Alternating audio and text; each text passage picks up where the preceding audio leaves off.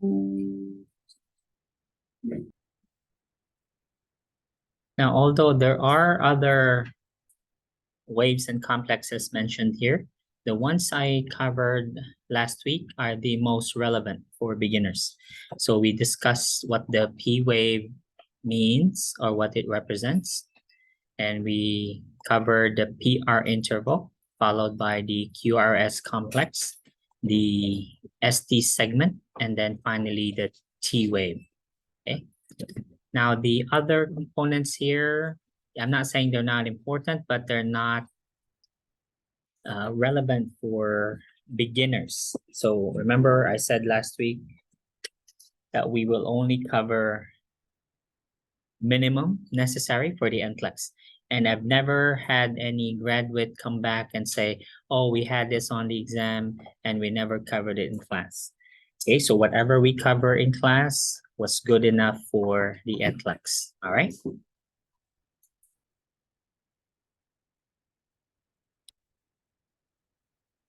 The first thing we look at when we analyze a cardiac rhythm strip is the heart rate. So we look at the heart rate, and then after the heart rate, we look at all the components. So the PR interval, QRS complex, the ST segment, and then the Q, and then the T wave. Okay, but first step is always the heart rate. So let's look at a few strategies. We'll only discuss 3 strategies as recommended by the textbook. So we will practice 3 ways in order to count the heart rate. Okay. First method is entails a 1-minute strip. However, a 1-minute strip, let me show you what a 6-second strip looks first.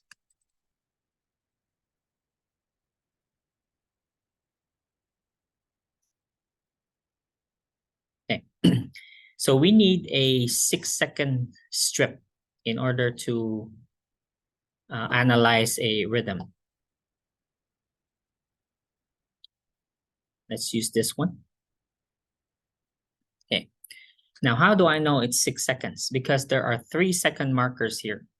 These are called 3-second markers. Now, if you're skeptical, oh, how do you know that's 3 seconds?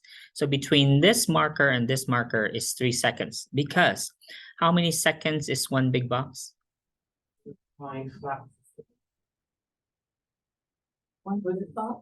A small box is 0.04. A big box is 0.2.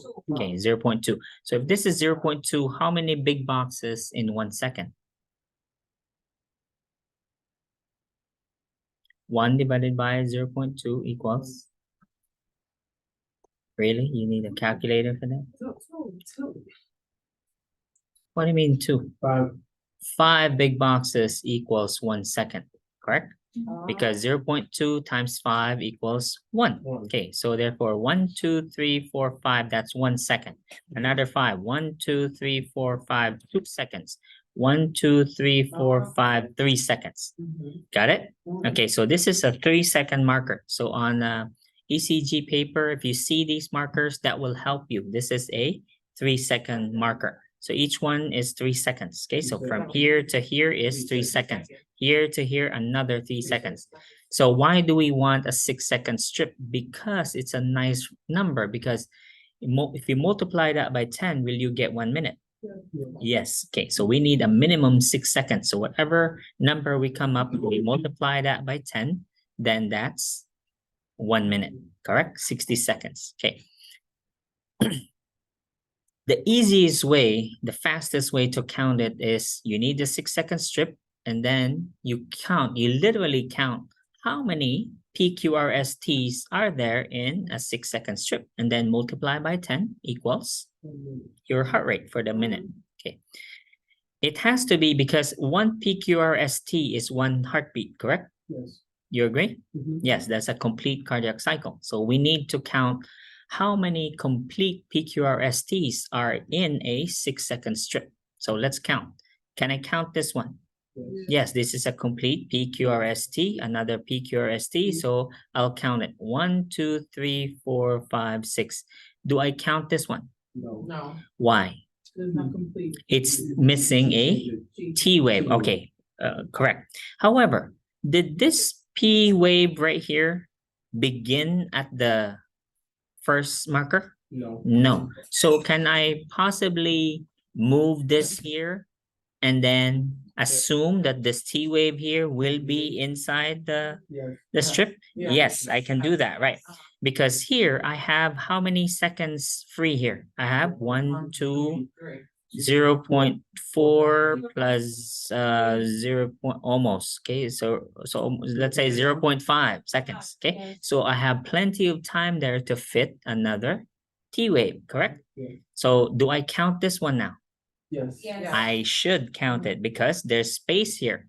Okay, so meaning if I were to move it, then I would count this one. Okay, so remember, in any method we use, this will all be estimates. Why are they estimates? Why are they not perfect?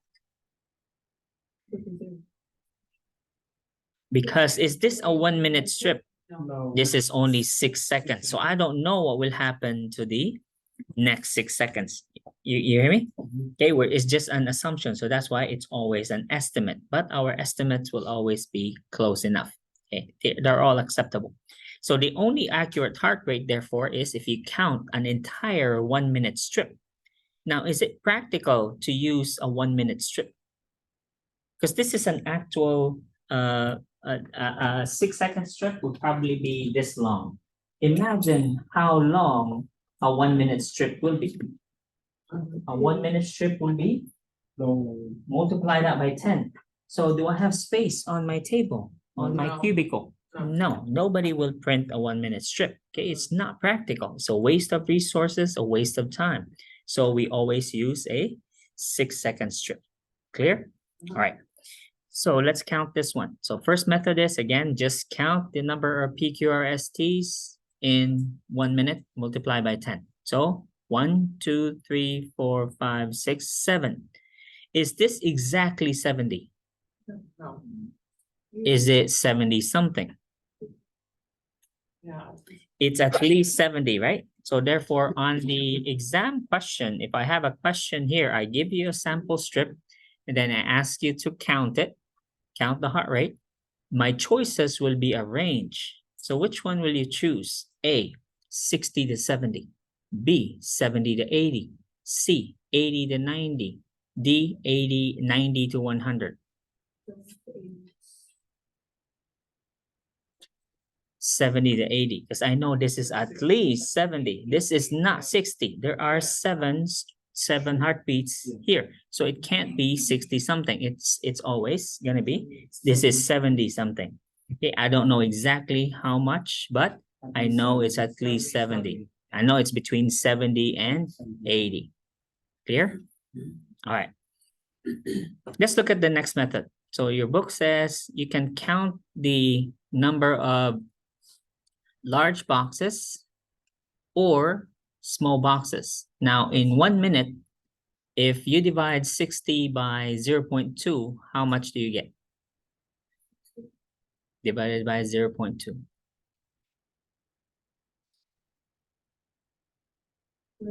300. So that's where they got this number from. So there are 300 big boxes in 1 minute. So big boxes are these boxes here, right? And we know there are 5 big boxes in one horizontal line, correct? So there are small boxes in one big box. So therefore, how many small boxes are there in 60 seconds if each small box measures 0.04 seconds? 1,500. Very good. So that's how they got these numbers. So all we got to do is count the number of big boxes or small boxes between 2 waves, between 2 heartbeats. Now, it's up to you which 2 heartbeats you're gonna count it from. Some people like the pointy things because is it easier to count the pointy things or here? Which one is more prominent? The pointy. So which ones have a tall pointy thing? An R, a P, or a T? Which one is better? An R looks better. Okay, so it's very large. It's very pointy. It's very clear. You can also use the point from P to P, but it's not very clear. But you can.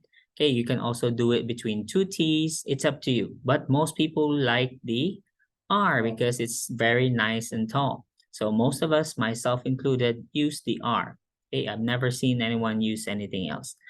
So what we'll do is count the number of big boxes or small boxes between two R waves. So between this R and this R, what do you want to start with? Big boxes or small boxes? Big box. Let's try this big boxes. So how many big boxes are between this and this R? 4. Let's see. 1, 2, 3. It's not really 4. So it's more than so it's at least 4. No, it can't be 4.5 because half is here. How it become 3.5? We know it's 4. Okay, so this one, is this exactly here? No. So it's about, yeah, there's about 4 boxes here, right? 4 small boxes, and then before the R wave. But here, this R wave is in the middle of the there are 3 here. 1, 2, 3 small boxes, and then that thing. And there's 1 small box here before that. So if we move that, so that at least this R wave will sit on this, in this solid line here. So that means how many big boxes are there? So this will be 1, 2, 3, 4, and so if we move this here to the 4th small box, because we're moving this one also here, so that means we have how much? So if this is 0.5 would be right here. So if it's now here, what is this? 4 point. This is 4.5. This would be 4.2. Okay. So how many big boxes in 1 minute?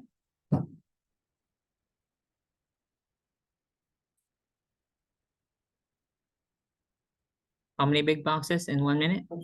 300. So we divide the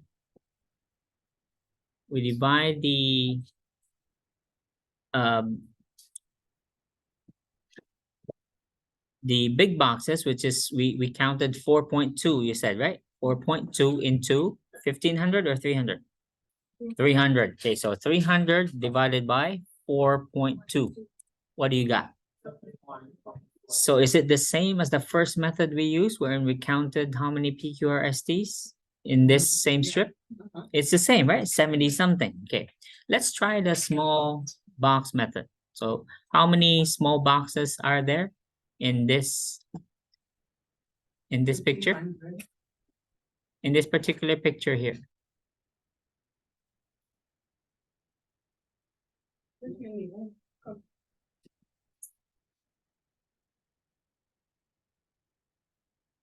So let's try the small box method. So let's try another set of R's.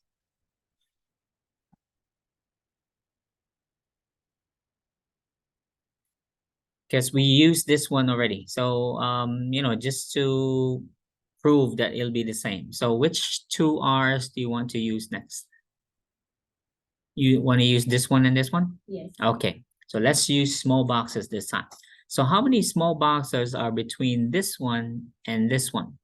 So we know there are 5 here, but this one, remember, this one did not really fall on a solid line, right? This one, I count like half of a small box. You agree? Yeah, that's about half of a small box there. And this one sits on 1.5 small boxes also. So I can deduct the half box here. So I can move this to the center, to the middle of the, to the solid line. So that means this will come up to 1 small box here. So there are 5, 10, 15, 20, 21. You agree? So there are 21 small boxes here. How many 21 small boxes in 1 minute? 1,500 divided by how many? 41. Correct? So 5, 10, 15, 20. No, sorry, not 20.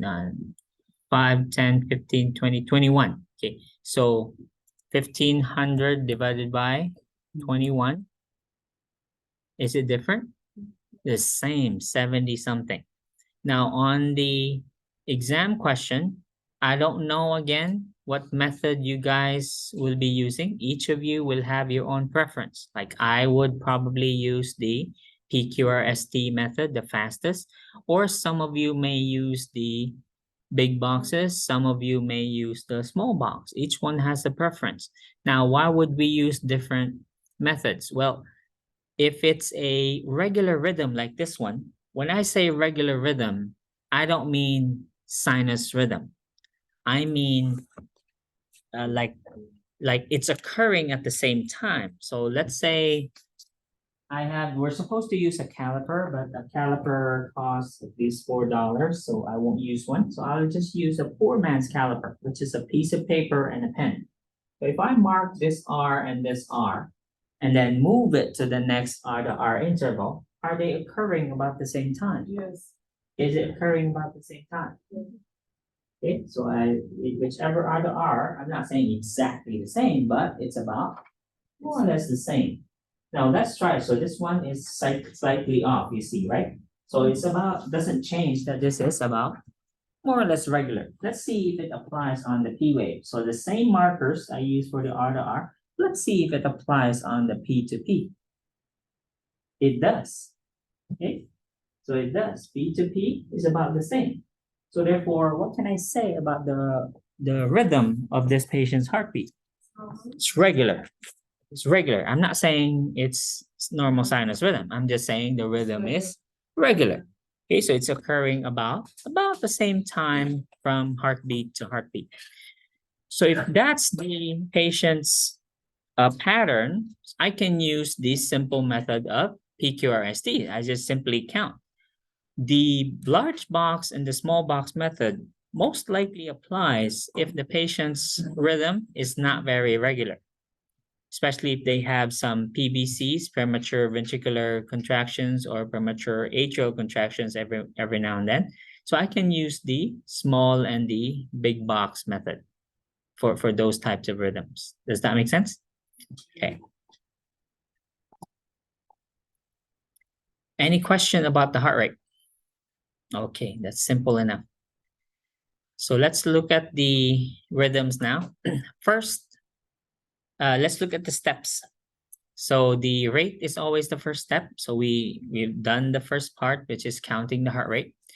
And then we just determined the second step, which is to determine the rhythm. So did we determine the rhythm by using a poor man's caliper? Yes, that's what they mean by step 2. Okay, determine the rhythm. Is it occurring? Is every other heartbeat, occurring about the same time? That's the rhythm that they're referring to here. Next is the QRS duration. Is the QRS duration normal? What is the normal QRS duration? How many seconds? 0.04 to 0.1 seconds, right? That's what was discussed last week. If you don't remember, go back here to the previous page under QRS.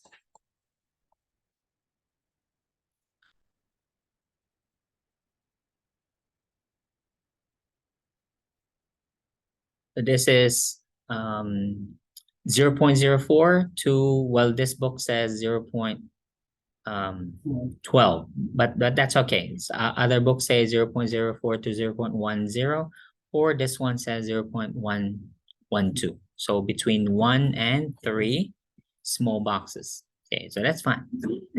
Anyone is fine. Yeah.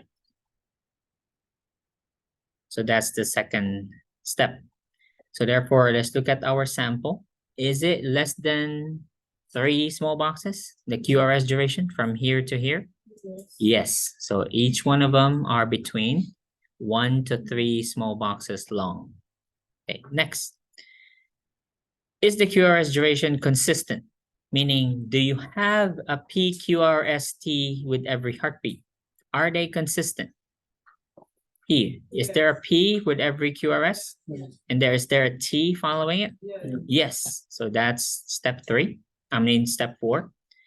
And the shape, is it the same as the other QRSs? Is any QRS here different from the other QRSs?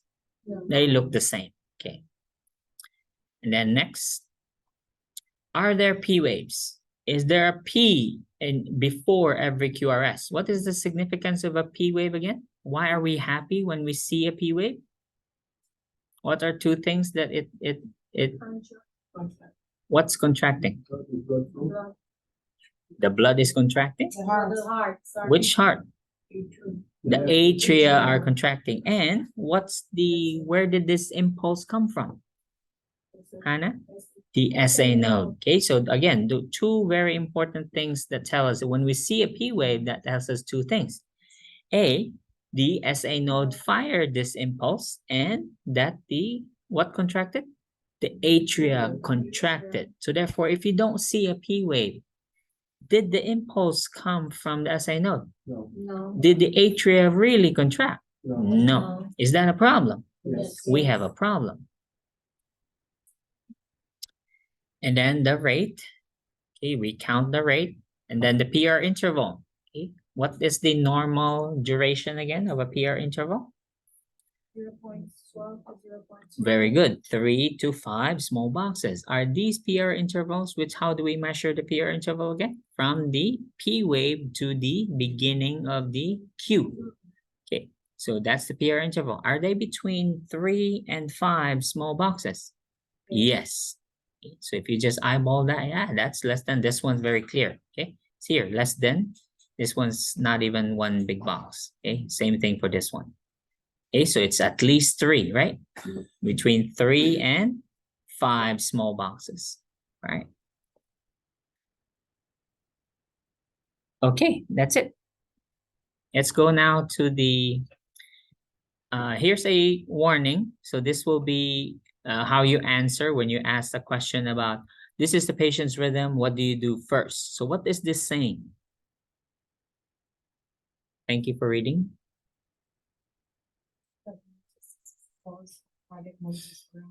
And then adjust the alarm default settings and individualize alarm parameter limits and values. The assessment should also include an evaluation and discussion with the primary provider to validate that the patient needs to remain on continuous cardiac monitoring. Okay, very good.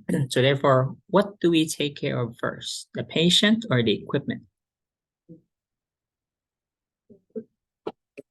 So the equipment is more important to you. We have to adjust it, because what if like one of the leads are off? That's what I'm saying. So therefore, you're going to take care of the patient first or the equipment?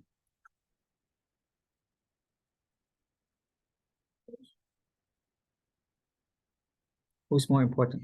Take care of the patient first. Okay. Right. So therefore, regardless of what the patient's alarm is saying, do we treat the equipment? Look at the patient first. So what this is saying is, even though you have default alarm settings, meaning the cardiac monitor is default to, what do you think is the default? When will it alarm? Because what's the normal heart rate? Between 60 to 100. So what do you think will be the default alarm? Below 60 or above 100. So therefore, if this patient has a baseline pattern, meaning they're always over 100, so do you keep that default setting? No, this time you're going to adjust it, because otherwise this will never stop beeping. Are you worried that it's over 100? Like it's gonna keep you awake No. all night? You can't sleep? No. No. So if this patient is abnormal, however, they're not symptomatic, is it something to worry about? No. This is what it's trying to say. So you adjust and individualize the patient's alarm parameter. So if this patient is fine between 100 to 110, so you adjust the parameter. So you don't want it beeping over 100. So you now set the parameter to 110. So you want it to, okay, I know this patient runs over 100, but the patient is fine at that level. So I don't want you shouting every time that it's 101 or 105. Okay, my patient is fine at that number. Then same thing also between if the patient's heart rate is always between 50 and 60, then you assess the blood pressure, it's fine, normal blood pressure, patient has no symptoms whatsoever. So can you also adjust the parameter? Yes, only for this particular patient. You don't do it for everybody. Does it make sense? So this is what this is saying. But always look at the patient first before the equipment. Before we can look at other abnormal rhythms, let's look at what a normal sinus rhythm looks like first. So these are the characteristics of a normal sinus rhythm. Rate is 60 to 100. The rhythm is regular. By regular, again, remember the Foreman's caliper. Okay? Is it occurring regularly? QRS shape and duration, normal shape between, what's the measurement again? 0.4 to 0.12. That's what your textbook says. And the interval, PR interval, sorry, 0.12 to 0.2 seconds. And it's always 1:1 ratio, meaning 1 P for every QRS, 1 QRS for every T wave. Clear? Okay. So if they have all these characteristics, P waves are normal, QRS complex is normal, then that's a sinus rhythm. And that's what it looks like. So this is what I meant last week by I'll use the strips found in your textbook on your exam questions. Right? So what are the 5 possible questions I'm going to ask for each strip? First is, what is it? Okay, because I could ask, I display this on the test question, and then you're going to be asked, how do you interpret this rhythm? Okay, that's number 1. What is it? Second, what's causing it? Select all and apply. All right. Number 3 is the easy part, because what did I say is the consequence of any abnormal heart rhythm? What will it also always do? If the patient has an abnormal heart rhythm, what will it do?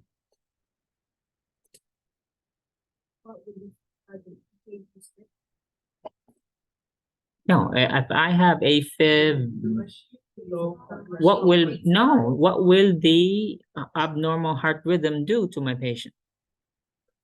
Low cardiac output. So therefore, what will be the signs and symptoms? Low cardiac output. Okay, and then I won't repeat that. You already know what the what the signs and symptoms of low cardiac output is under heart failure. Okay. Number 4, what can we do about it? What must I do? So what if I was able to identify the cause? I know the signs and symptoms. Now what? I should do something, right? So what's the appropriate treatment? Now, there are 2 sets of treatments. Either you do pharmacologic, non-pharmacologic, or the doctor may do a invasive procedure. Okay. Number 5 is teaching. What do I teach the patient? Because can this reoccur? Do I teach the patient what to do? Yes. Okay. What else do I teach the patient? Only what to do? How do I teach them to prevent it? So that means I have to tell them also, teach them about how do I know? How do you teach them how to prevent it? That means I have to teach them about can signs and symptoms be the basis for your prevention? So let's say I got cancer. How do I prevent cancer? That means I have to know the causes, okay? What's causing this cancer? So therefore, what will be your teaching? Smoking cessation. Okay, well, that's very specific. I'm just saying the cause of the cardiac rhythm. Understand? Any questions? What are the 5 things again? I'm going to test you on each strip. What is it? What is causes, teaching, Intervention. treatment, drugs. What's the 3rd? Nobody's taking notes? I take, I take 3. I take what is it? What's the 3rd? The teaching. Signs and symptoms first, and then interventions, which include pharmacologic or non-pharmacologic, and then finally,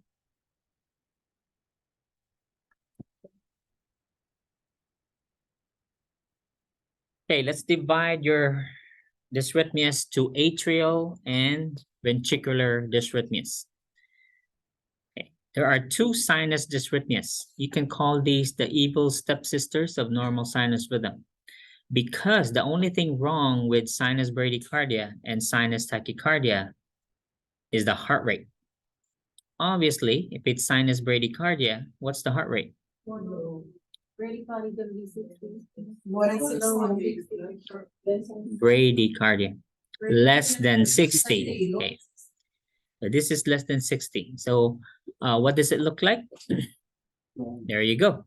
Figure 22-6. Number 2, what are the causes? Causes are listed here in the paragraph.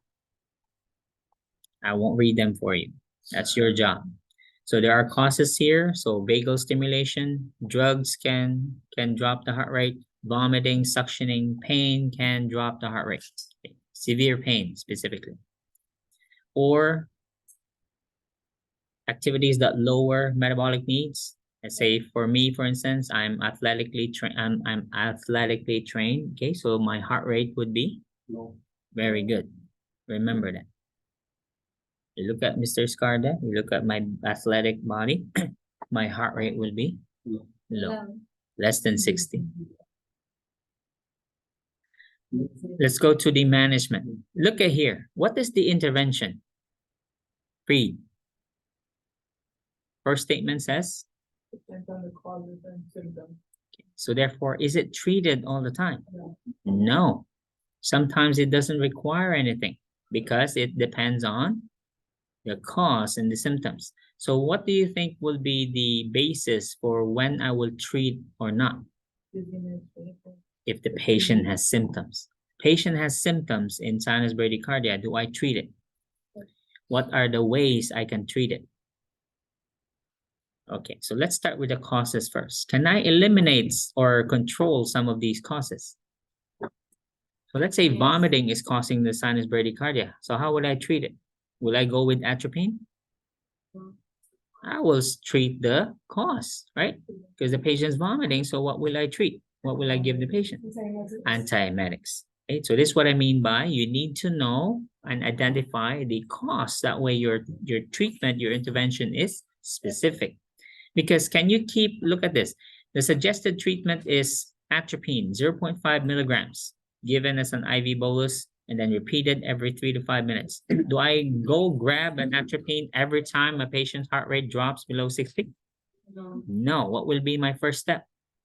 Because what's the basis on whether or not I treat? The symptoms. Okay, the symptoms. Is the patient symptomatic? No symptoms, do I bother with treatment? However, can I identify and eliminate the cause? Yes. Patient, however, you don't see the you can't identify the treatment. Patient is symptomatic, so therefore, what's the treatment? Atropine, 0.5 milligrams. Repeat every 3 to 5 minutes. Any questions? And of course, what will I teach this patient? Only signs and symptoms? The causes. Okay, so here. So if you're doing this, let's say, can this also include vagal stimulation? So that means, does this include straining? If I'm constipated? Yes, so therefore, what will you teach a patient? Stool softeners, fiber, fluids, or laxatives. Okay. Let's go to the next one. Sinus tach. Same thing. 5 questions. What will I ask you? What's the first one? First one. What does it look like? There you go. This is what I'll put on the question. So next question, next possible question, what will be? Causes. Okay. So what are causes of sinus tachycardia? Okay, you have a list here. So sympathomimetic drugs, activities, anxiety, exercise, fever. All right. So again, I won't read them for you. That's your job. If I were you, I will put this on a table. So you put 5 columns for each dysrhythmia. So you cut and paste or copy and paste the rhythm strip. Second will be causes, list down the causes, next signs and symptoms, and then interventions, including pharmacologic, non-pharmacologic, and then fifth column will be teachings. So what do we do with sinus tachycardia? Is it different from what was said in sinus bradycardia? Yeah. Different? What is the first statement? Same thing. So it depends on whether the patient has symptoms and if you can identify or eliminate the cause. Okay. And these are the interventions, non-pharmacologic. So these are ways you can drop the heart rate. Drug-wise, the patient may receive adenosine, although we reserve adenosine treatment for supraventricular tachycardia. Doctors typically don't order adenosine for sinus tach. For any sinus tach, can we give beta blockers? Can beta blockers lower the heart rate? Yes. Can calcium channel blockers lower the heart rate? We'll discuss cardioversion separately because the discussion is not found in this section. So here, beta blockers, calcium channel blockers, there are the drugs. Catheter ablation, again, this is another discussion, so this will be a different page. Next, we'll skip sinus arrhythmia. So we have done so far 2, sinus bradycardia and sinus tachycardia. Now let's go to the atrial dysrhythmias now. Let's start with premature atrial complexes. So PAC, I'll show you what it looks like. So here's a PAC. This is a PAC because look at the normal underlying rhythm. So the underlying rhythm here, so this is a normal P wave. So it's supposed to be this distance, okay? The next P wave is supposed to occur when? Right here. But when did it occur? Right here. So therefore, we call this premature atrial complex. What you can see what follows a premature beat. What do you call this? It's a pause, right? Nothing's happening here. So you can easily identify a PAC or even a PVC. Any premature beat is always followed by a short pause. And then look at here, the underlying rhythm resumes. Okay? And we assume if there was another one there, that would be it. All right? That's what a PAC looks like. Causes.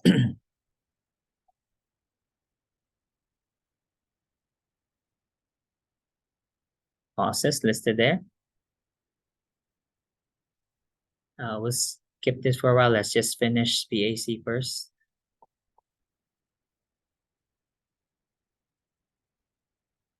Okay. Management for PACs. What does it say?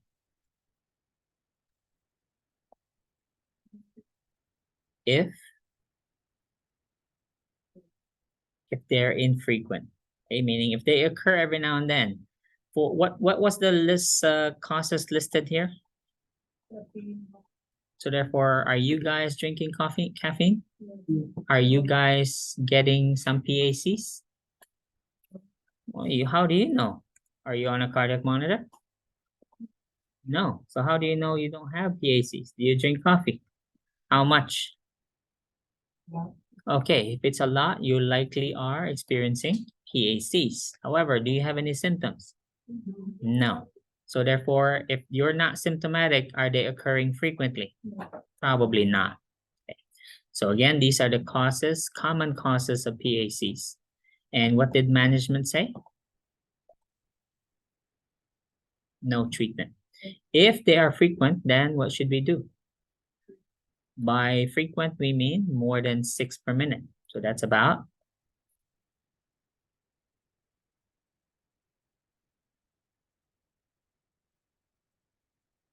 once every 10 seconds, right? Yeah. So therefore, what will we do if the patient has frequent PACs? management is directed toward what? Treating the underlying cause. Okay, so of course you have to find the cause. So you look at the patient's potassium level. Check, are you drinking coffee? How much? Okay, now let's go back to the table here. So the medications mentioned in all the succeeding pages are placed on table 22-1. I wish I could say which ones will be tested. It's going to be all of them, because all of them are used. So it's a drug chart. So what will be the test question on?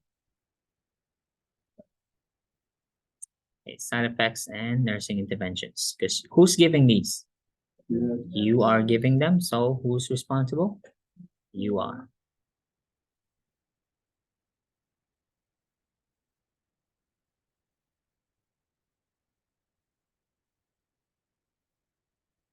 Just a reminder, I know you've seen calcium channel blockers before in hypertension and also in heart failure. Now you notice that these two were not mentioned in those chapters. Okay, these are the only two non-DHP calcium channel blockers used for dysrhythmias.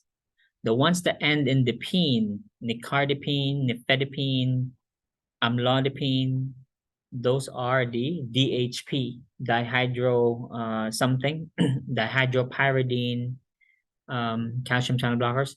Basically, the difference between the two is the DHP ones, the ones that end in dipine, again, amlodipine, nicardipine, nifedipine, they only affect artery, the calcium channels in the arteries. What do they affect again? Calcium channels in the arteries only. These two drugs here, verapamil and diltiazem, affect not only arteries, but also cardiac cells. So the calcium channels on the cardiac cells, the heart muscle cells, are also affected by verapamil and diltiazem. So that's why these are used for dysrhythmias. Number one indication is PACs. Okay. We'll see them again. So they're also indicated in PVCs. They can also be used in atrial fibrillation. Let's proceed. Atrial fibrillation. Very common in the elderly. Okay. And this is the top cause of stroke. So therefore, AFib, is this a serious problem? Yes, this can change people's lives. You have AFib, it can cause a stroke. So this is if you go to a stroke unit, I'm confident in saying 7 out of 10 patients that have a stroke has AFib, right? Number one cause of stroke, number one dysrhythmia causing stroke. Of course, there are others, but this one would be number one.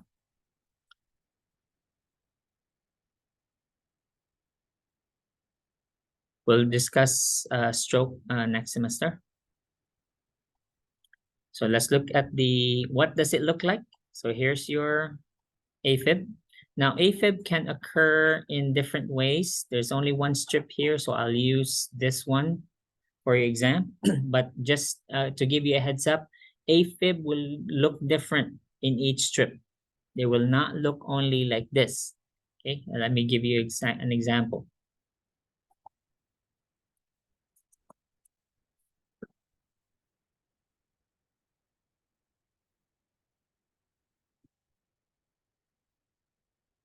These are all AFib. See how it occurs differently? It looks differently. That's AFib. That's AFib. This is AFib. What do they all not have? They have QRSs. There are no P waves. Okay, so look at this one. First one. Are there P waves there? Those are not P waves. These are not P waves. That doesn't look like a P. This is a P. Okay, that's a P wave right here. That's not a P wave. That's not P wave. That's not a P wave. Okay. So another one. This one. That's not a P wave. Okay, that's not a P wave. That's not a P wave. This one is a cousin. So this one is called atrial flutter. Slightly different, more regular looking compared to AFib. AFib is highly disorganized, but flutter is very organized. However, the effects will be the same because again, what's the meaning if we see no P waves? What two things are not happening? The impulse wasn't coming from the SA node, and what's not happening? The atria are not really contracting. They're quivering, but they're not contracting. So if they're only quivering, are they pushing blood? So therefore, what's happening to the blood inside the atria? They're sitting there. And what will always form when blood pools in one section of the body? Blood clots. So that's why it causes a stroke or a heart attack, depending on which chamber, wherever that clot will go. So causes, so you have an entire chart here of causes. Number one is age. So this is the number one dysrhythmia for people when we get old. So most of us may get AFib when we get old. Nothing really we can do to prevent it. It's just, does it say here that you have to be diabetic? You have to be, no, it just says you got old. Okay, so that means your pacemaker cells are old, your heart cells are old. Okay, so you get dysrhythmias. And the first dysrhythmia, most common dysrhythmia you'll get is atrial fibrillation. So do we need to educate the public about this? Yes, the aging population must be aware of, because will this, can you enjoy your retirement once you have this and then you get a stroke? No, say bye-bye to your plans. You just bought a big boat. You're gonna retire. You bought a big RV. Okay, you're gonna travel cross country, enjoy your hard-earned money. Can you do that? No, you're now paralyzed. One side is weak. Can you enjoy retirement this way? No. Okay. So therefore, very important. The public must be educated on atrial fibrillation as a top cause of stroke. So here are the other causes. They don't have to be together. But do you see most people so far in the hospital have multiple risk factors? Yes, I've seen several people who have almost all of these. Okay? They have them all. Okay? So signs and symptoms, let's look at the signs and symptoms.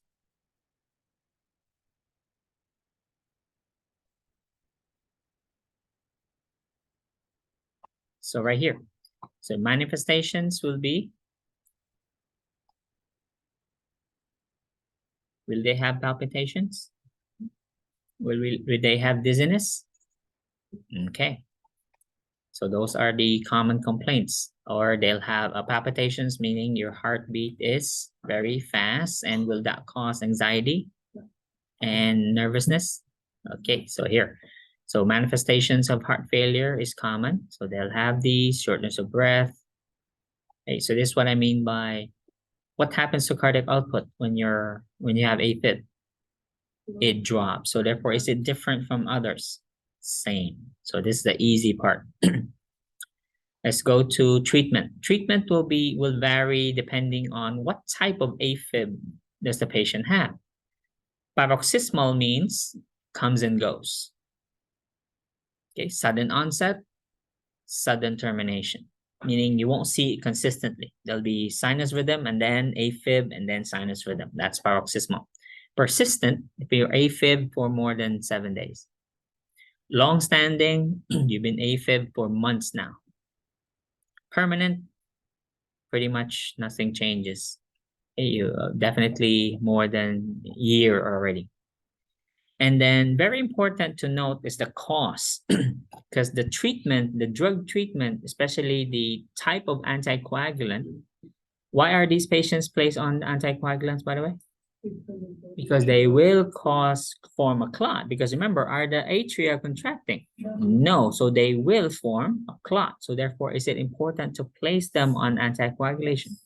Yes, in addition to the heart rate control medications. So important to know what type of AFib is the patient having? Is it caused by a heart valve problem? If it's caused by a heart valve problem, the only anticoagulant approved is warfarin. What's the only anticoagulant approved? Warfarin only, if it's caused by a heart valve problem. Non-valvular, however, we have other choices, okay, besides warfarin. So here are the characteristics. Heart rate can vary 300 to 600.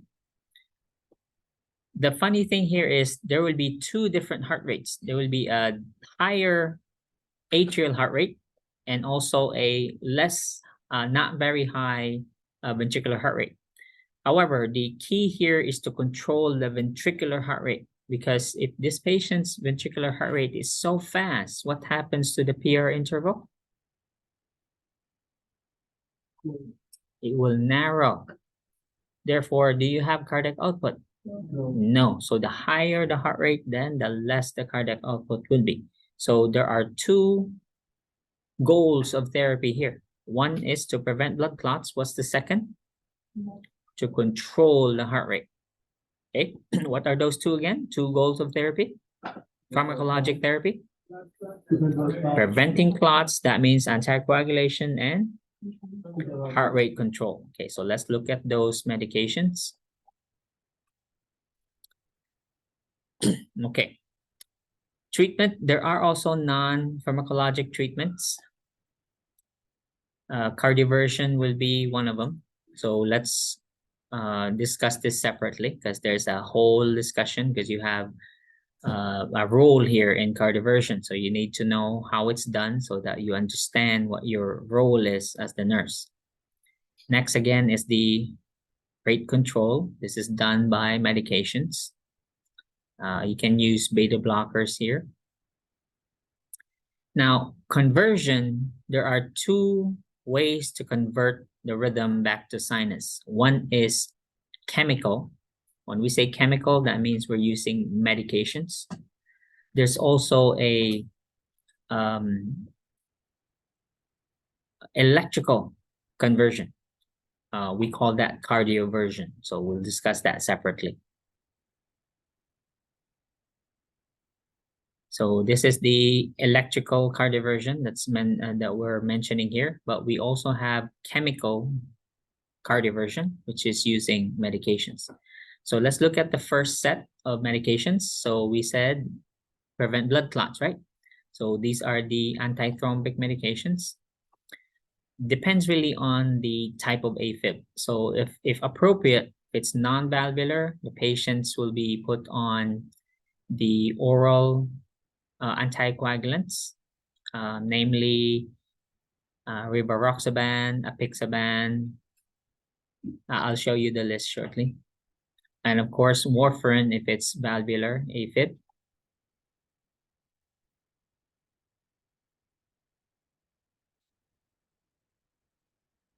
I won't test you on the risk factor. We're not the ones deciding this anyway, because this is, if you total the risk, then the doctor, this is how the doctor determines what type of medications and how many you're going to be put on as far as anticoagulants go. Meaning, are they going to use aspirin and Plavix, or the, depends really on the score. But are we the ones prescribing the medication? No. So do we need to know this? No, because we're not the ones deciding or prescribing. Okay, the medications that are for non-valvular AFib are the following: dabigatran, rivaroxaban, apixaban, edoxaban. What is warfarin for again? For valvular AFib. Okay. Non-valvular AFib will be, okay, the rest of these. Okay. Or if the doctor decides, oh, the patient's too high risk for bleeding, they may put them on aspirin. Okay, antithrombics.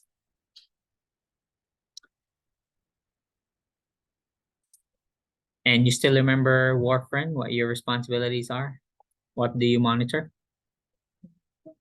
PT-INR, and what's the antidote?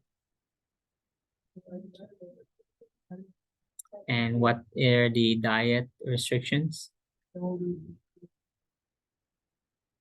Okay, but the answer choice on the test question won't say A, leafy green vegetables. It will be broccoli, spinach. Okay, that will be what's on there. Are we clear? Okay. What's the goal for the INR? Between 2 and 3. Okay. If the patient's on what drug again? Warfarin. Okay. What if they're on these? What do we monitor? What bleeding time do we monitor? PTTs for heparin. What do we monitor? Nothing. That's the convenience of these drugs. There's no blood monitoring needed. And what diet restrictions do we place the patient on? None also.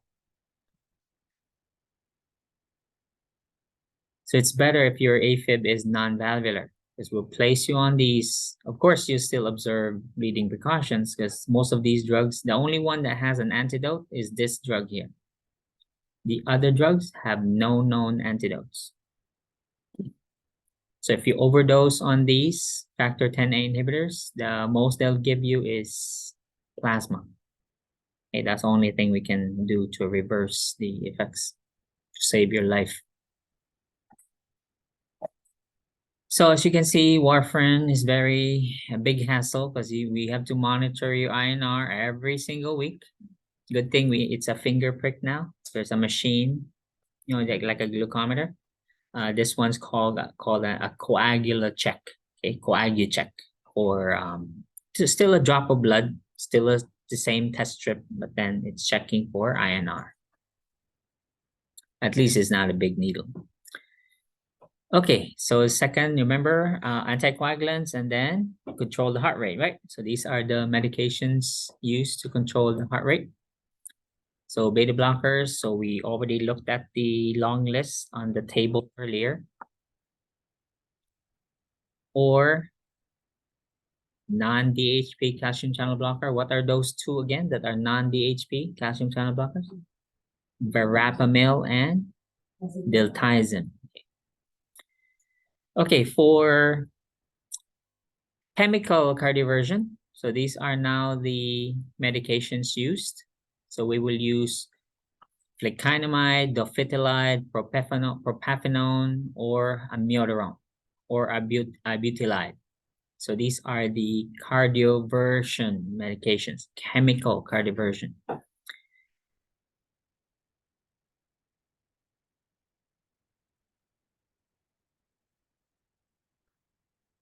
Okay, I don't know if it's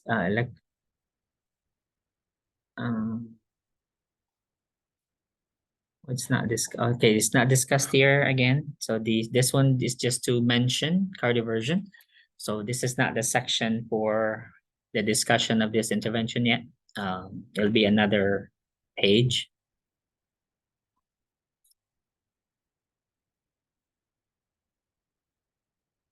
However, this is not mentioned in the cardioversion section. Let me just give you a heads up. So what is electrical cardioversion? Does everybody know what a defibrillator looks like?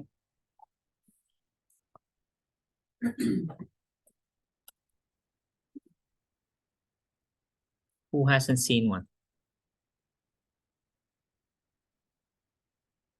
Okay, now you have. Okay, so this is a defibrillator. Not the AED. AED can't be used for cardioversion. So this is a defibrillator. However, if you turn on the sync button, you see this button here? It says SYNC, sync. Okay, if that button is turned on and this light here turns green, this becomes a cardioverter. Again, the machine used for defibrillation and cardioversion is the same. The only thing that matters is if this sync button is off, this is a defibrillator. If it's on, it's now a, what's it called? If it's on, turned on, cardioverter. The difference is in the timing of the electric shock. If it's off, that means what is this machine doing? A defibrillator. So therefore, the shock will be delivered anytime the user presses the shock button. So you press the shock button, the shock will be delivered instantaneously if the sync button is observed. So this is in defibrillation mode. If you turn the synchronized button on, it becomes a cardioverter. This time, when you press the shock button, the shock will not be delivered right away. It will wait. So the machine will synchronize. That's why we call it sync.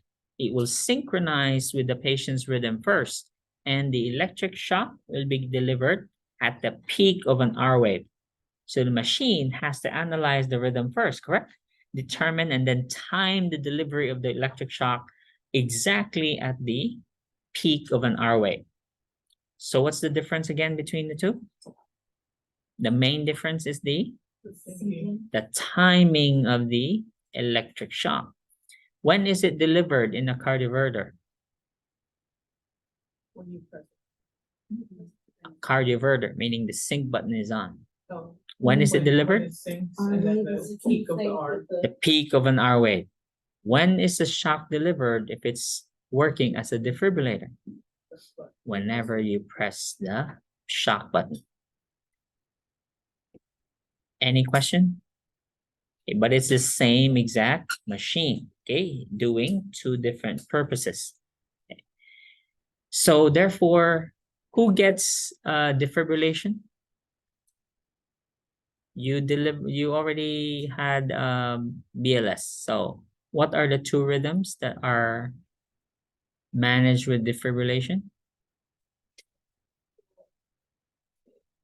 Ventricular fibrillation and pulseless ventricular tachycardia. For cardioversion, one of the indications is AFib. Okay, so if it's new onset AFib, the patient meets the window, patient is a candidate for cardioversion. Now, I mentioned new onset, correct? Okay, because here, remember that warning I told you about? No, it's not here, it's further down.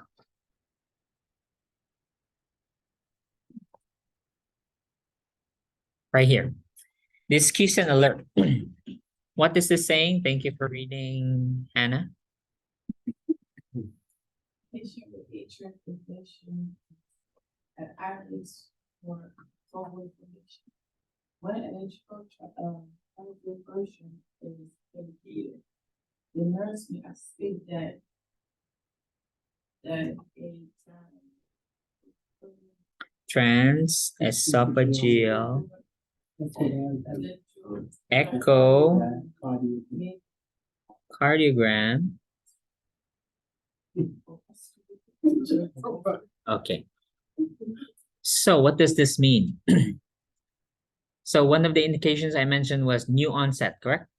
Meaning if this is the first time the patient developed AFib, is there likely a clot already? Yes. No, it just happened now. New onset.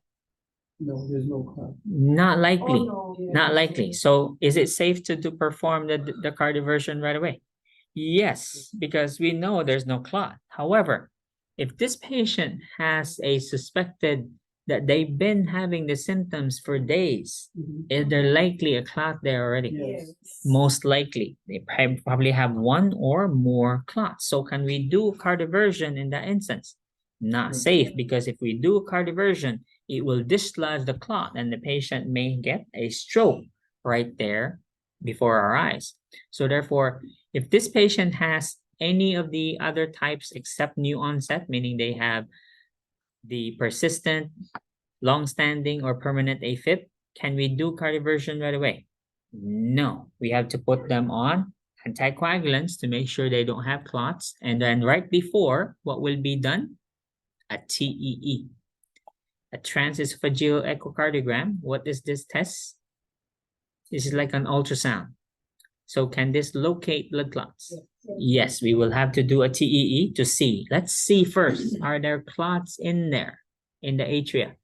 The patient will undergo, this is endoscopic, because there's two types of echocardiogram. There's the 2D echo, two-dimensional, meaning transthoracic. We'll just put the probe over here, run it up and down the chest. A TEE, the probe will be put into your esophagus. So is this invasive? Yes, we have to put you down to endoscopy, put the scope down your throat, and then do the echo that way. So it needs sedation, etc.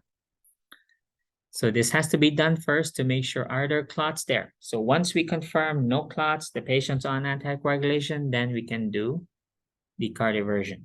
Clear? Any questions so far? All right. Another treatment to treat AFib is catheter ablation. Now, this is using obviously a catheter, correct? Now, the catheter will be like a like in a cath lab. Same way we treat a heart attack. So, doctor will thread a catheter. The tip of the catheter is like a cautery device. So it will burn. It can burn tissues. You follow? Okay. So the before this can be done, though, the patient must undergo electrophysiology study first. Here, EPS, electrophysiology. If electrophysiology study has to be done first, because we have to identify which ones do we burn. Okay, which parts of the atria do we burn? We can't just go in there and burn stuff. Okay, so we have to do an EPS first. So what is the EPS going to do? It's going to locate where are the electrical impulses coming from. So in atrial fibrillation, we have to see what's throwing these impulses here. These F waves, these are not P waves, these are called F waves. So what's throwing them? Okay, so we have to locate through an EPS study. EPS will be like putting electrodes on the patient's chest. So we're going to find where are the signals coming from? Where are these impulses coming from? So you can find that with an EPS. Then once we find them, there you are, there you are. So they identify where the impulses are coming from, and then they'll do the procedure. They'll do the catheter ablation and then burn them to hell. There are complications, of course, with that procedure, because can we damage something when we burn stuff? Okay. Because is this in the ventricles or in the atria? This is in the atria, right? Can we possibly burn the SI node? It's possible. You may inadvertently damage the SI node, in which case, if that happens, the patient now has sick sinus syndrome, meaning the SI node is damaged. So will there ever be P waves? No. So what does the patient need now? A pacemaker. Okay, so pacemaker is going to have to be given if the patient undergoes ablation therapy and then ends up with damage to the SI node.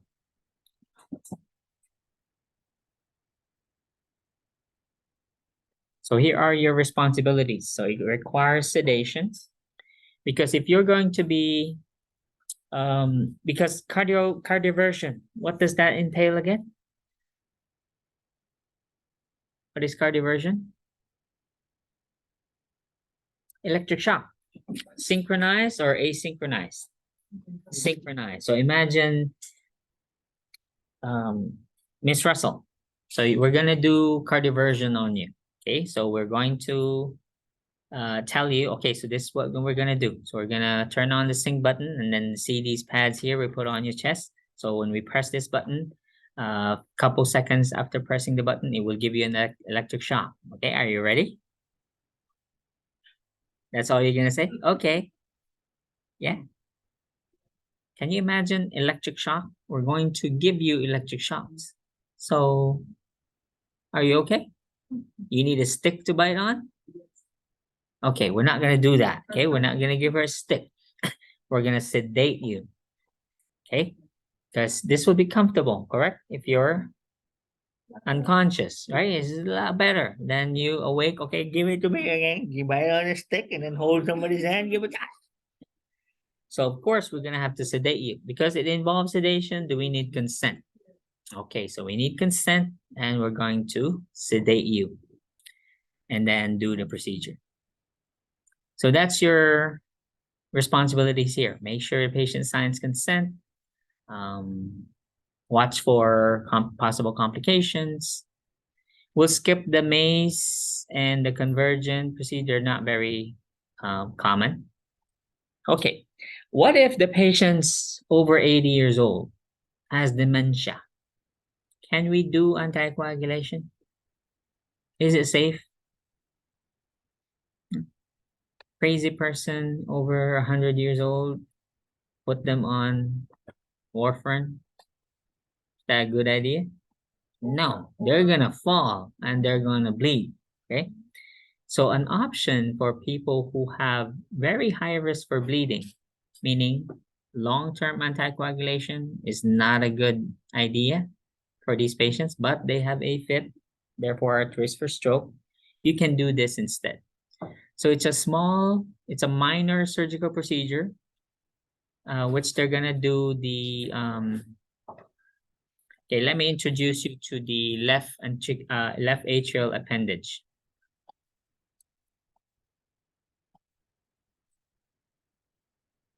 The most popular brand is Watchman. It's just a brand. There are different brands. Okay, so here is your left atrial appendage. Not all patients have this, but most do. You and I do. So it's a small, what is an appendage? Like a penis, okay? Like are your arms appendages? Yeah, so it's a penis, a scrotum appendage. Okay, so it's like an appendage, okay? On the left atrium. This appendage is usually where blood clots form, because think of it as you've been to a riverbank at some point, correct? You've seen a riverbank. Does all the water flow down the riverbank? No. Some water gets stuck on the river edge, right? Yeah, they get stuck somewhere in rocks, a few rocks, right? So think of it that way. So some blood gets stuck here. And what will blood do whenever it gets stuck? That's where they form blood clots. So that left atrial appendage is usually where clots form, not really in the main chamber. They get stuck here and then they form a blood clot there. So therefore, if I eliminate that appendage, can clots likely form? No, because I've eliminated it. So Watchman or any left atrial appendage occlusion device will eliminate the left atrial appendage, therefore decreasing the likelihood of a clot forming. Right, so that's an option. Who gets this again? People who what? Yeah, so high risk for long-term anticoagulant, therefore high risk for bleeding. So we can do the left atrial appendage. Have you seen the commercial of Watchman? You don't watch TV? Okay. So that's it. That's a option, okay, for people who are too high risk to be on anticoagulants. We'll skip Wolff Parkinson-White syndrome. Okay, let's go to A-flutter, and this is it for today. What is A-flutter? So this is the sister of AFib. Still has the same, there are no P waves here. Look at the rhythm. No P waves, but it looks very regular because every A-flutter patient will look like this. There's no other picture of, unlike AFib, where I showed you AFib earlier, it occurs, it can look different, right? A flutter is always a flutter. It always looks like this. Whoever gets it, it looks exactly like this. Let me show you an example.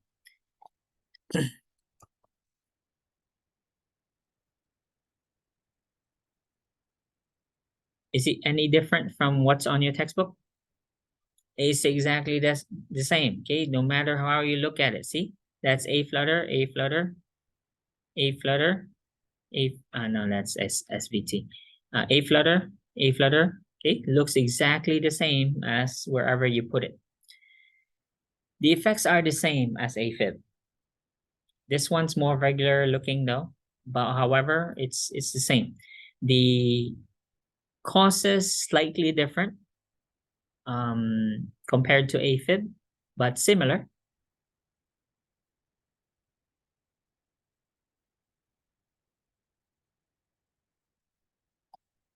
And thank you for reading, Mr. Bigsama. Atrial flutter is treated with anti-thrombotic therapy, rate control, and rebound control in the same manner as atrial fibrillation.